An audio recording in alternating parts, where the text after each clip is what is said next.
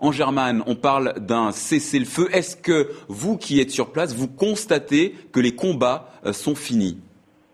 Oui, il règne un calme mais pesant sur Abidjan depuis plusieurs heures maintenant.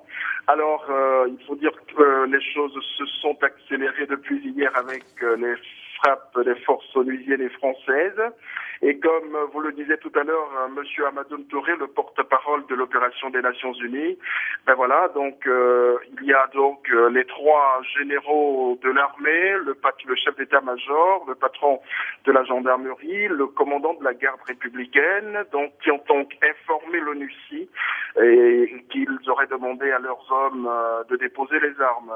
Et aussitôt l'ONUCI a demandé à ses troupes de recevoir les armes des militaires désarmés et d'assurer la protection de ces derniers. Alors il reste la grande question, vous l'évoquiez tout à l'heure avec le porte-parole de l'ONUCI, la grande question c'est alors le président Laurent Gbagbo, va-t-il se rendre? Et si c'était pas le cas, qu'est-ce qui adviendrait? Bon, rappelez-vous, quand de ses très proches amis du Parti socialiste français, Guy Laberty, disait la semaine dernière, je cite, que Laurent Gbagbo soit à la résidence ou au palais présidentiel, il n'en sortirait pas vivant, fin de citation.